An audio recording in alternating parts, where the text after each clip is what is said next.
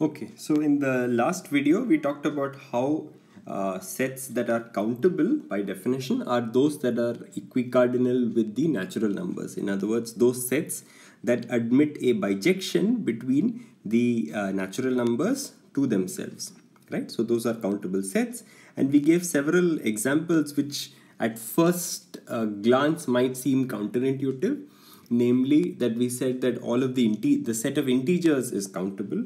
We said then that the set of rationals in fact is countable, and we also proved this more general result that a countable union of countable sets is countable. Okay, so now what we, for the most part in this video, we will be talking about uncountable sets and many interesting sets that we encounter that are in fact not countable. But before I do that, I want to first state this result, which kind of tells you that so far as infinite sets are concerned, countable sets are like the smallest possible sets. Okay, so that's just the intuitive interpretation. Here is the formal statement. Every infinite subset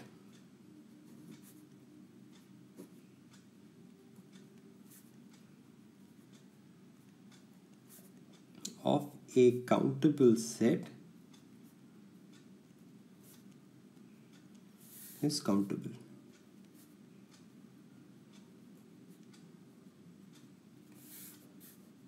Okay, so I'm not going to go through the proof of this statement itself in the video. This is going to be self-reading for you. So I'm going to just post the proof on the portal, and yeah, I would expect that you will basically go through the proof, understand it, internalize it. Okay, so this is for self-reading.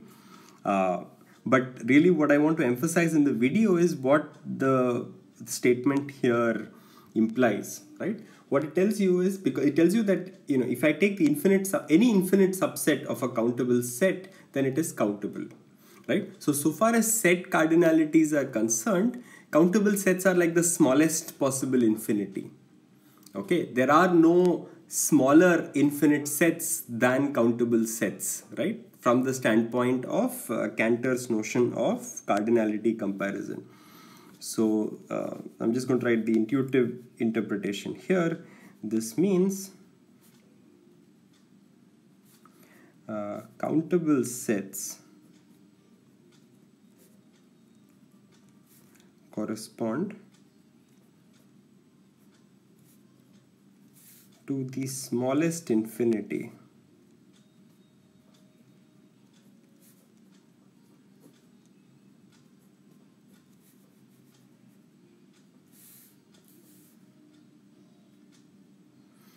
as far as set cardinality goes.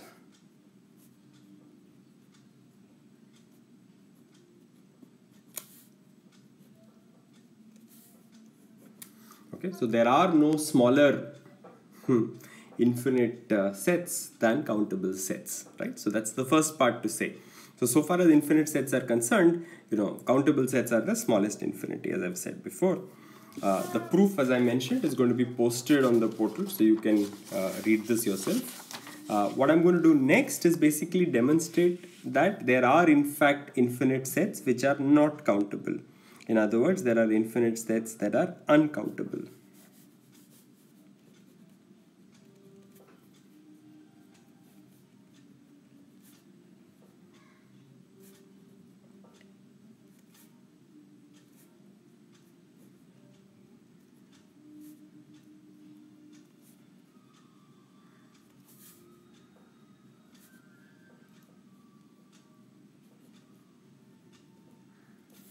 Okay, so the first result that we are going to show to demonstrate this is the following result.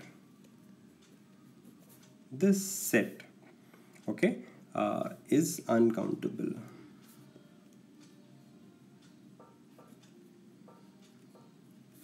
Okay, so now if this notation is unfamiliar to you, what do I mean by the set 0, 1 raised to infinity? This is really the set of all binary sequences.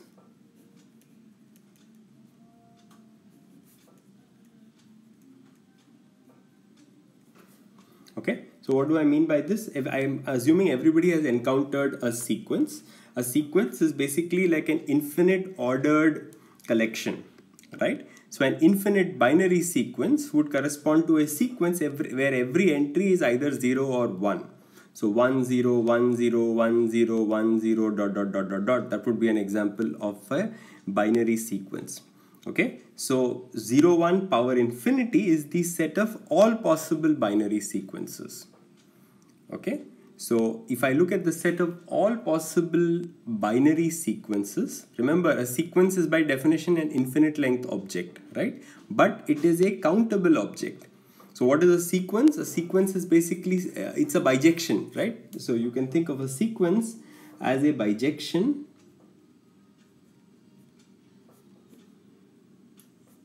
from n to whatever space your your elements live in, where in this particular case it's just a bijection from n to 0 1. So this is what I mean by a binary sequence, not just a sequence. Okay, so as I said, it's a sequence where every entry is either 0 or 1, and what the theorem tells you is that if you look at the space, the set of all of these binary sequences, that set remarkably is in fact uncountable. Okay, so the statement of the proof of this result is actually, perhaps the most remarkable proof that we have come across so far, in that it proves something extremely deep using an argument that is, at least in hindsight, extremely elementary. This argument is called Cantor's diagonalization argument.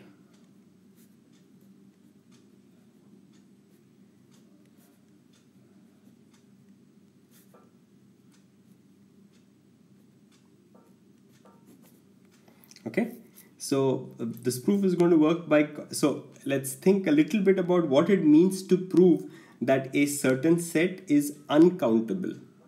Okay, by definition, remember, a set is uncountable if it has a cardinality that is strictly greater than that of the natural numbers. True? So which means that a set is uncountable if you can demonstrate that there exist injections from the natural numbers to the set, in this case 0 1 power infinity. This is easy to show. It's easy to come up with an injective mapping from the natural numbers to 0 1 power infinity. I leave that as an exercise to you. But what does it mean to say that this set is uncountable? In addition, you have to prove that there does not exist a bijection. Okay, to prove that there exists a bijection is sometimes easy. You just have to demonstrate the bijection. Here you have to prove that there does not exist a bijection. Okay, it is impossible for anybody to construct a bijection from the natural numbers to this set 0 1 power infinity. So that's the crux of the proof. We have to show that such a bijection is not possible. Okay, so the proof will work by contradiction. Assume the contrary, that is that 0 1 power infinity is countable. Okay, now if it is countable, what does that mean? That there is in fact a way of listing all of the binary sequences, right? If a set is countable if there is a bijection from the natural numbers to that set, which implies that the elements of that set can be quote unquote listed, right? So this means that there exists a listing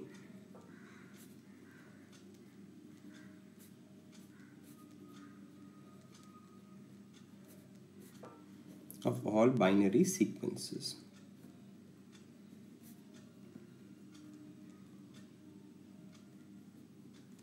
Okay, so let us actually, write. So what does that mean? That there is sequence 1, sequence 2, sequence 3, sequence 4, and so on. You can construct a list of that form, right? So let's say this is sequence 1. I'm going to write it in this manner: A11, A12, A13, A14, A15, and so on.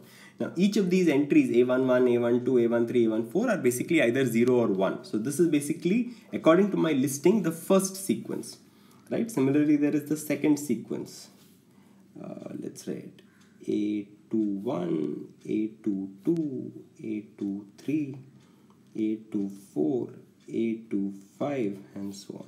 Well, similarly, there is a third sequence, A31, A32, A33, A34, A35, and so on. Okay, so in other words, it is possible to, since there is a listing of the sequences, I can actually, kind of patch the sequences one below the other to construct this, this two-dimensional binary array, if you will, right? Where every row of this array, infinite row of this array, corresponds to, the nth row corresponds to the nth binary sequence according to my listing.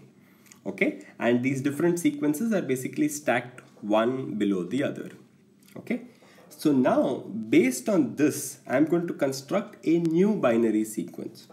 Okay, and the way I'm going to do this is to basically stare at the diagonal of this two-dimensional array. Okay, so remember, every diagonal entry by definition is either 0 or 1, correct? Now I'm going to define the new sequence.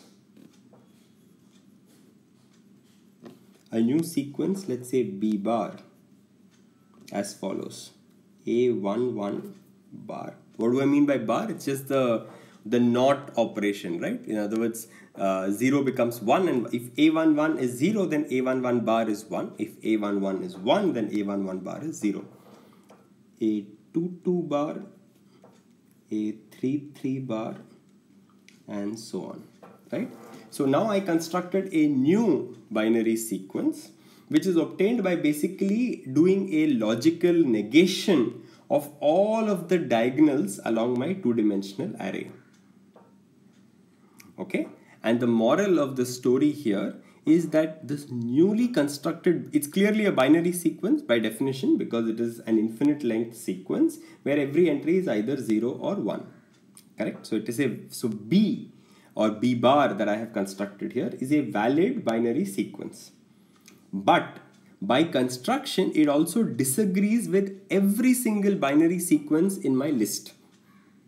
Right? Because I have a listing of all of these binary sequences, remember, vertically. And this B bar as constructed disagrees with every one of them. In particular, it disagrees with the ith element of this list in the ith position because it was constructed such that its ith position is a negation of the ith sequence.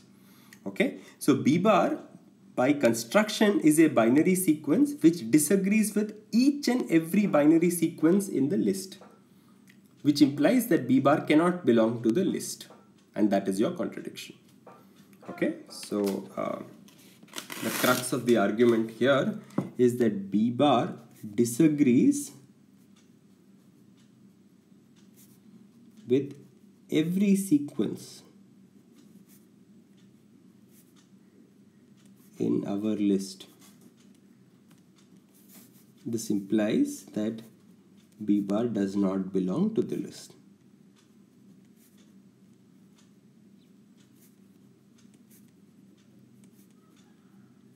But that's a contradiction because we assumed that all the infinite binary sequences, that set is in fact countable, and so all of them can be listed, right? Which means that each and every infinite length binary sequence should have shown up on that list, and yet we have constructed the sequence B bar which does not belong to the list. So that's your contradiction.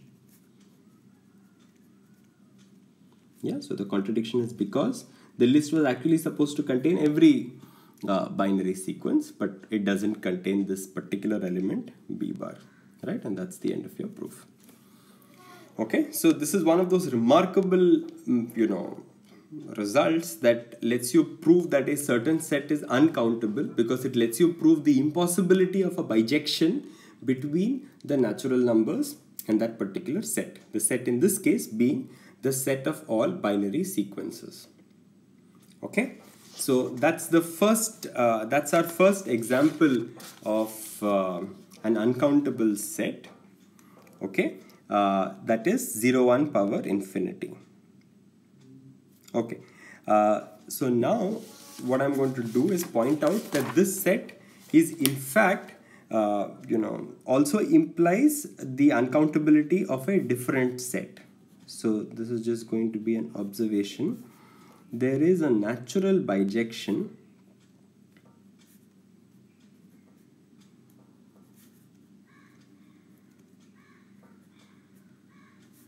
between the set of binary sequences and the power set of the naturals. If you haven't encountered what the power set is, let me explain that. So 2 power a, right, where a is any set, is the power set of a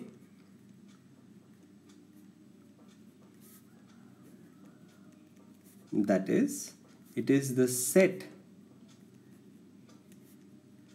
of all subsets of A. Okay, so this is, in case you haven't seen this before, this notion is actually very useful. So for any set A, we say that 2 raised to A, that 2 raised to A is just the notation. 2 raised to A is the power set. Now what is the power set? It is the set of all subsets of A. Okay, so this construction, right? Now remember, so 2 raised to A is made up of subsets of A, which includes the empty set and includes the set A itself, right? And everything in between. Okay, so as an illustration, suppose that the set A has n elements, then the cardinality of 2 raised to A is basically 2 raised to n. Yeah, convince yourself of this if you haven't seen this before. That is, if I have a set A composed of n elements, then if I want to construct all possible subsets of the elements of A, there are 2 raised to n such subsets, right? And all of those subsets are in fact elements of the power set, right? So the cardinality of the power set is therefore going to be 2 raised to n. Okay, so yeah, coming back to the remark that I had made, my claim is that there is a natural bijection between the set 0, 1 power infinity and 2 raised to n. In other words, there is a natural bijection between 0, 1 power infinity and the power set of the natural numbers. In other words, this is the set, this particular set is the 2 raised to n is the set of all subsets of natural numbers. Okay, so I want you to think about this. Why is there a natural bijection between 0, 1 power infinity and 2 power n? Okay, it's basically fairly straightforward. All you do is, after all, if you look at any infinite length binary sequence, that basically has ones in certain positions, right? So if I have a 1 in the nth position of the sequence, then I will say that the number n belongs to, well, that particular subset. Okay, so basically I use zeros and ones to basically identify membership on whether, so I treat that sequence as basically specifying a subset with all the ones specifying which are in fact the natural numbers that belong to that particular subset. Okay, I leave that for you to figure out. We can discuss this in the tutorial session if need be. And an implication of this is that in fact, if you look at the power set of the natural numbers, well, this is an uncountable set, and so therefore it has a cardinality which is greater than that of the natural numbers. Okay, so effectively we have looked at two sets and shown that they are uncountable. One is 0 power 1 power infinity and the other is the power set of the natural numbers. Okay, both of these are uncountable, implying that it is impossible for you to basically arrange the elements of these sets into a list. Okay, and in fact this statement that we have just written, namely that the power set of the natural numbers has a cardinality that is greater than that of the natural numbers, is in fact a special case of this deeper result. This result is also oftentimes called Cantor's result or Cantor's theorem. Okay, for any set A,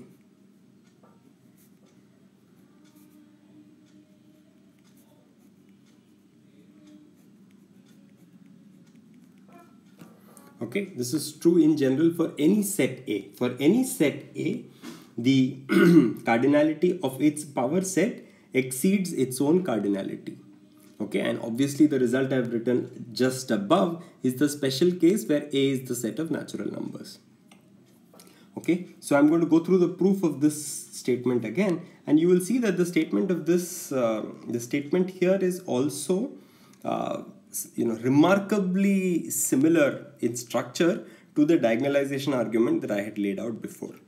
Okay, so I leave it to, after you have internalized this proof, be sure to go back and basically compare the proof that I'm going to lay down now to the diagonalization argument from just before. Okay, now firstly, the statement is trivial for finite A, right? This is trivial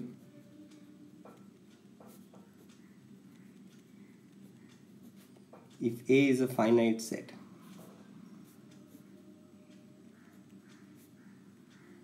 Right? Why is that? Because if A is a finite set, and suppose that the cardinality of A is n, then the cardinality of the power set of A is just 2 raised to n, right? Which is always more than n, right? So this is trivial.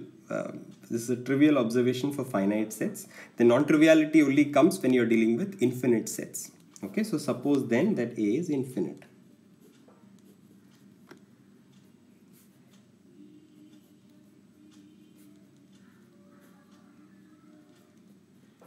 Okay, now the first thing I want you to convince yourself of is that it is always possible to construct an injection from A to 2 power A.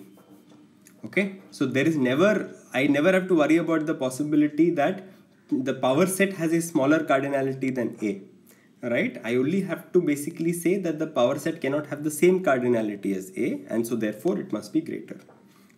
So suppose again, for the purpose of a contradiction, for obtaining a contradiction,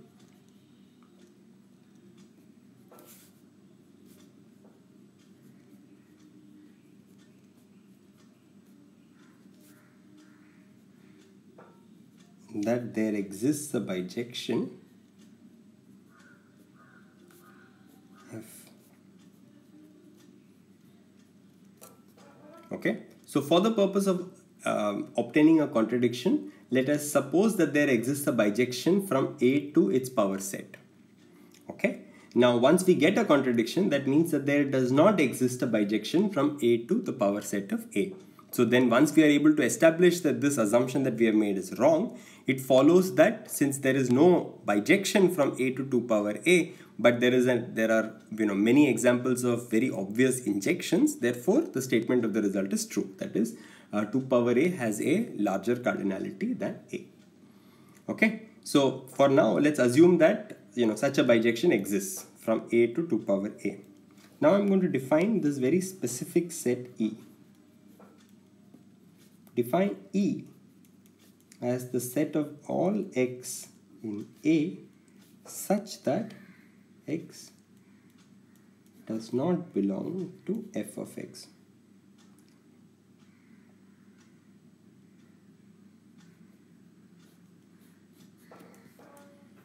Okay, so this is actually a fairly remarkable construction in its own right. So yeah, stare at this till you at least understand what is happening here.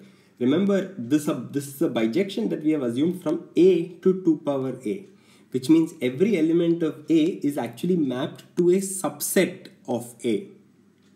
Okay, so which means that f of x for every x is a subset of A. So it's again meaningful to ask whether x belongs to that subset or not.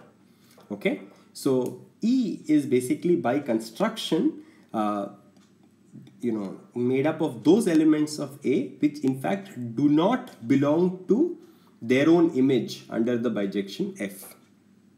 Okay, so I have constructed this set E in this particular manner. Okay, so now let us see what happens. Now remember that E itself is a subset of A. Okay, and now before x, because x is a bijection, because F is a bijection, E itself should be the image corresponding to some element, right? Since F is a bijection,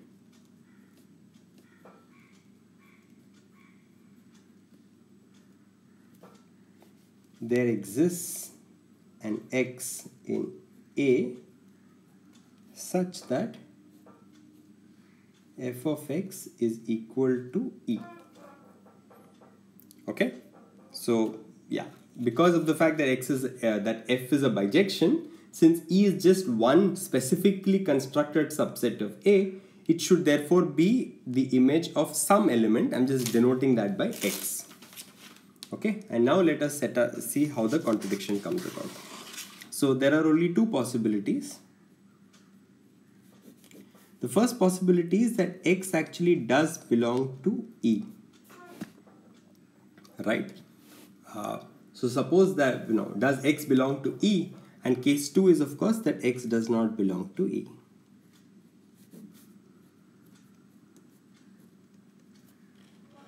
Okay, now if x belongs to E, what does that mean? If x belongs to E, this implies by definition of E that x does not belong to f of x, right? But f of x is E. So that's a contradiction. If x belongs to E, then x does not belong to f of x, but f of x is E. So therefore x belongs to E would imply that x does not belong to E, and so that so this is not possible.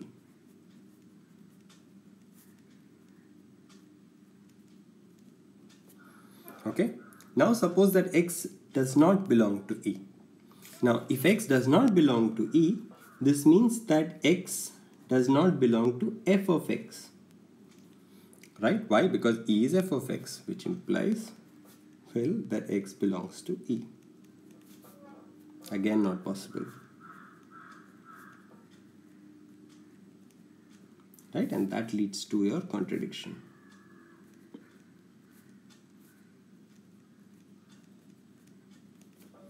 Right? So what have we done here? What we have said is that suppose that there was a bijection f going from the set A to its power set.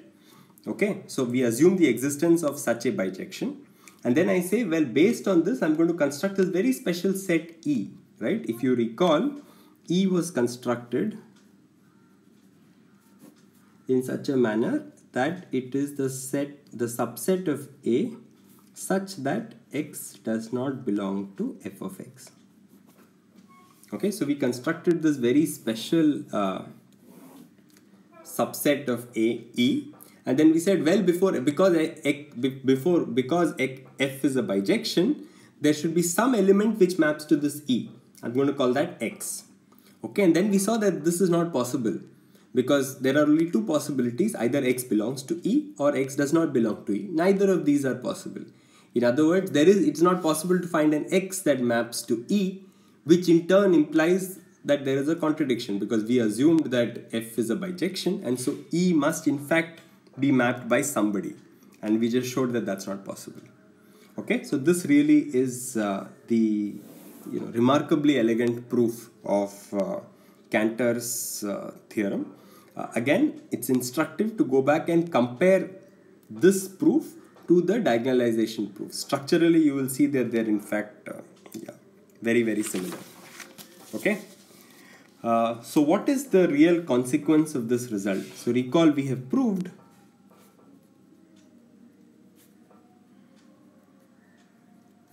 that the power set of any set has a larger cardinality than itself. What this means is really that there is no largest infinity so far as set cardinality is concerned. So we have already established that the countable sets correspond to the smallest infinity, correct? But once you have any infinite set, its power set has a cardinality that is even larger. Okay, so which means that while there is a so-called smallest infinity so far as the infinite sets, the cardinality of infinite sets is concerned, there is no largest infinity. Because if you take any set, its power set has a cardinality that's even higher. Now you take the power set of the power set, that becomes an even larger set, right? The power set of the power set of the power set, that's an even larger set. So you can keep applying this result to basically show that there is no such thing as a largest infinity so far as set cardinality is concerned, but there is a smallest infinity, and that is the infinity of the countable sets. Okay, so the takeaway from this is that there is no largest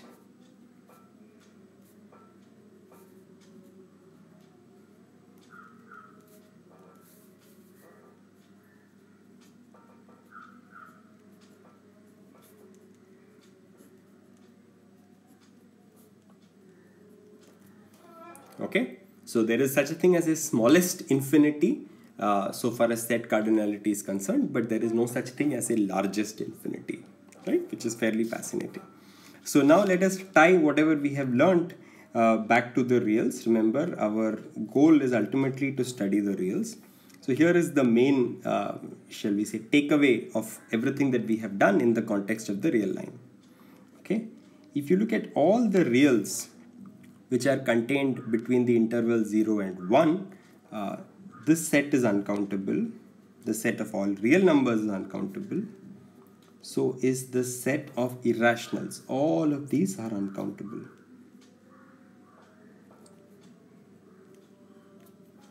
Okay, which again, if you're seeing this for the first time, this is a fairly remarkable result, right? So the first thing says that all real numbers between 0 and 1, that set is uncountable.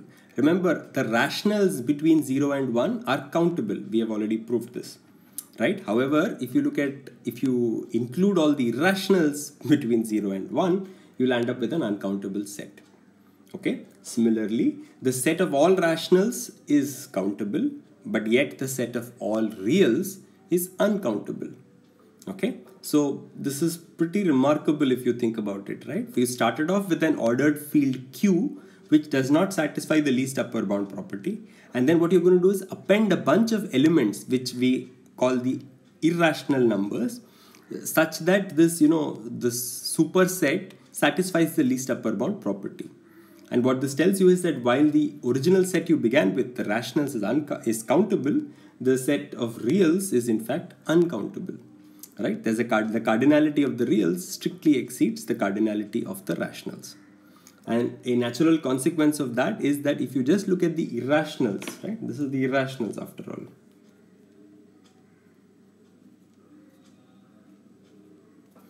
Yeah, the set of irrationals is also uncountable, right? Which again, it's a little strange if you think about it, because we already proved, remember, that the rationals are dense, right? Which means that between any two irrationals, there is a rational, right?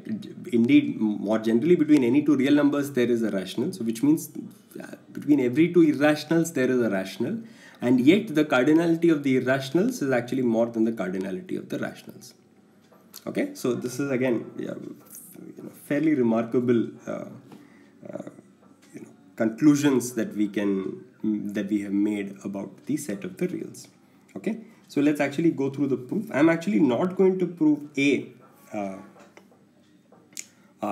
completely here. What I'm going to do is simply sketch the argument, and then we'll kind of formalize it later. Okay, the main idea behind showing that the set of reals between 0, 1 is uncountable is to basically set up a bijection between this set and 0, 1 power infinity. Right? We can set up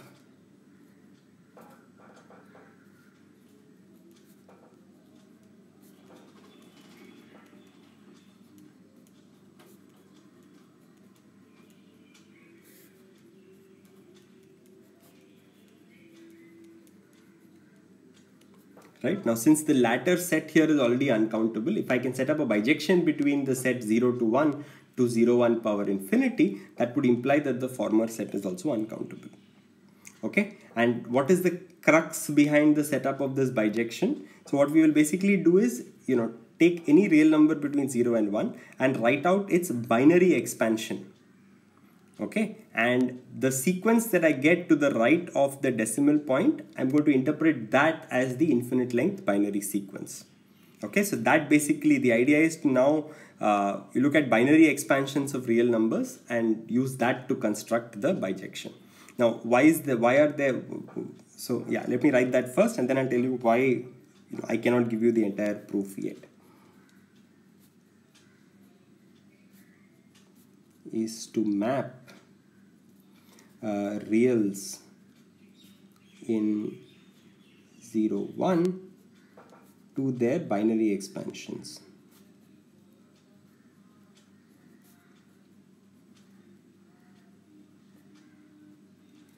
Right, so that would be the idea behind the bijection. The reason why this is not so obvious really to set up completely is that you have to show that this is in fact a bijection.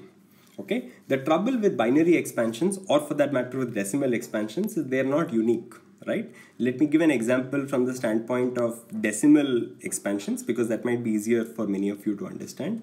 Remember that the number 0.2 is exactly, now this is a terminating decimal expansion, 0.2.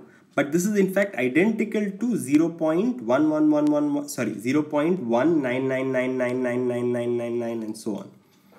Okay, so the non-terminating expansion 0.199999999 is exactly the same as 0.2. These are exactly the same number, right? So every terminating decimal expansion is also equal to a non-terminating decimal expansion. So which means that these two actually correspond to the same real number.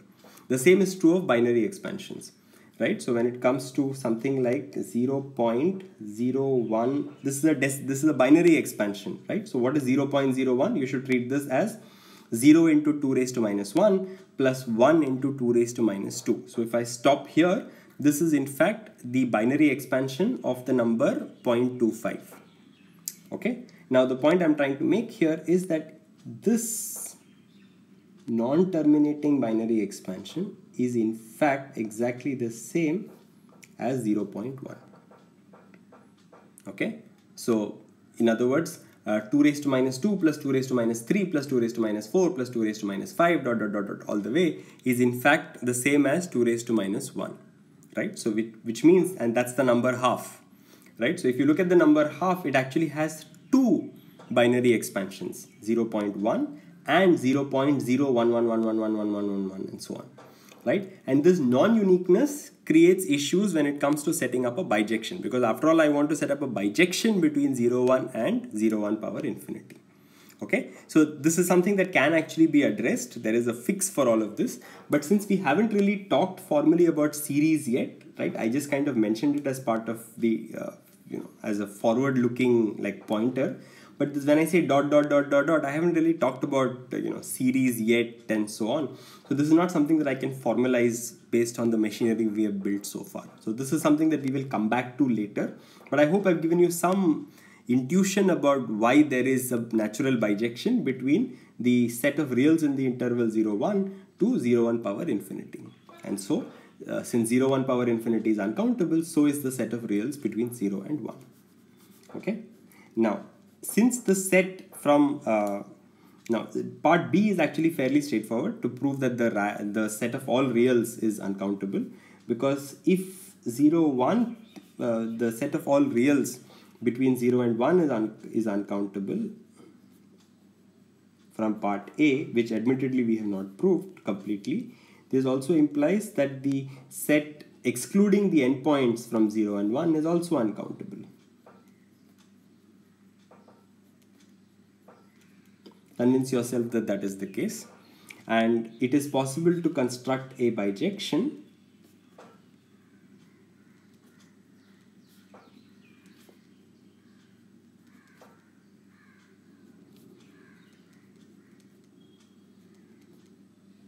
F mapping 0, 1 to R. Okay, so if the set of all real numbers strictly between 0 and 1 is uncountable, well, I can construct a bijection between that set and the entire real line, and so therefore the set of all reals is clearly also uncountable. Okay, it's not this kind of bijection is very easy to construct. I leave it for you to think. I mean, if you are looking for hints, then think tan inverse. A suitably scaled version of, say, a tan inverse type function would basically give you something that looks like this, right? This is 0, this is 1. You have to now construct it in such a way that you are basically able to sweep the entire reals, between 0 and 1. This is x, this is f of x. Okay, so I leave the formal, shall we say, the detailed construction to you, but this is the idea. It's easy to come up with any number of examples of such functions. Okay, so the set of all real numbers is countable, and that automatically implies that the set of irrationals is uncountable, right? Because the reals are a union of the rationals and the irrationals. So if the irrationals were countable, then the reals would also be countable. So the fact that the reals are uncountable implies that the irrationals must also be uncountable. Okay, so essentially, I mean, we did this entire exercise with respect to set cardinality to basically give you some sense of how the reals are constructed, right? This is something that is useful to know in its own right. Okay, so I mean, this has independent applicability, but in the context of the whole point of this chapter was to give you some sense of how the reals are constructed and what are some of the implications of that, right? And so the main takeaways from you from the standpoint of this course correspond to, well, the fact that the rationals are countable. This is something that we have established now. So all the numbers that you get by adding, multiplying, subtracting and dividing the natural numbers or the counting numbers, you know, the set of all such numbers that you can construct in this manner is in fact countable. Yet the ordered field of all of the rationals is in fact does not satisfy the least upper bound property.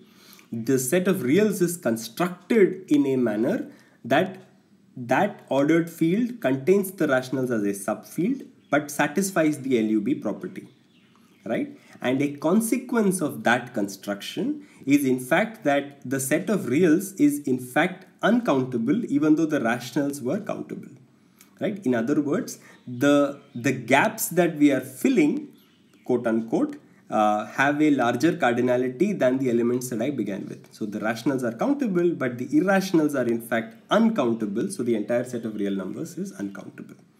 Okay, so that brings us essentially to the end of this chapter, which is the introduction to the reals.